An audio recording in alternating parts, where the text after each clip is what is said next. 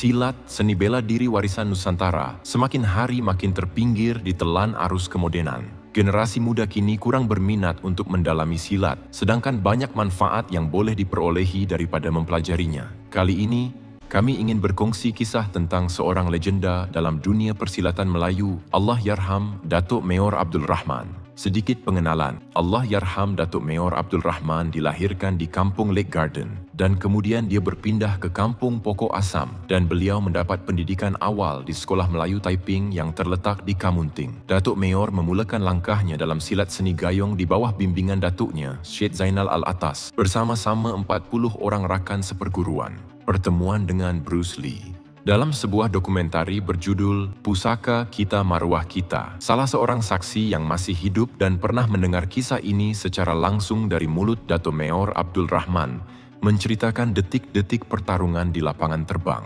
sewaktu beliau transit di Hong Kong. 45 menit sebelum meneruskan penerbangan, 3 orang lelaki telah datang menemui beliau di sebuah coffee house. Salah seorang lelaki itu mengenakan jubah Cina dan bertanya kepada Datuk Meor, "Betulkah kamu ini ahli seni mempertahankan diri orang Melayu yang paling hebat?" Datuk Meor menjawab, "Ya, saya." Beliau merasa perlu menjaga marwah bangsa sebagai orang Melayu. Disebabkan lokasi yang tidak sesuai, Datuk Meor meminta pihak Bruce Lee memilih tarikh dan lokasi yang lebih sesuai. Beliau juga meminta pihak Bruce Lee menandatangani surat perjanjian agar kedua-dua pihak tidak boleh membuat tuntutan sekiranya berlaku perkara yang tidak diingini. Ketika sedang bercakap, Bruce Lee tiba-tiba menghayunkan tendangannya. Menurut waris Datuk Meor, kelajuan tendangan itu ibarat sekelip mata. Saksi lain yang mendengar kisah ini juga menggambarkan tendangan Bruce Lee begitu pantas. Namun Datuk Meor menegaskan bahwa silat gayung memiliki kehebatan tersendiri. Setelah Bruce Lee melakukan tendangan itu, Datuk Meor berjaya menepis semua serangannya.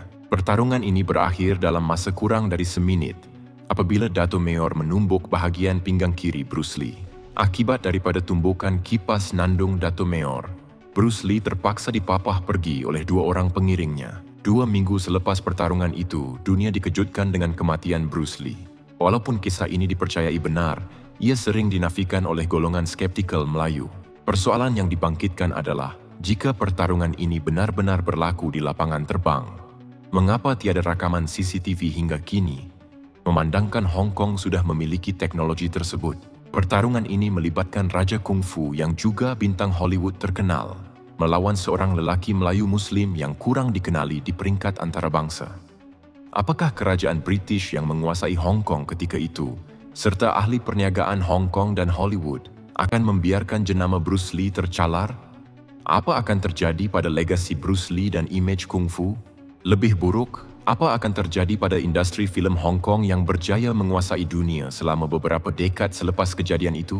Lagipun, sudah tentu keluarga, sahabat dan kru Bruce Lee sendiri tidak mahu mendedahkan hal sebenar kerana kekalahan itu akan mencalarkan marwah mereka. Pihak Bruce Lee sendiri juga tidak mempunyai bukti bahawa kematiannya disebabkan kecederaan ketika bertarung dengan Datuk Meor. Sebarang tuntutan bukan sahaja akan memalukan pihak Bruce Lee, bahkan tidak akan membuahkan hasil. Berdasarkan cerita ini, pihak Bruce Lee yang memulakan provokasi.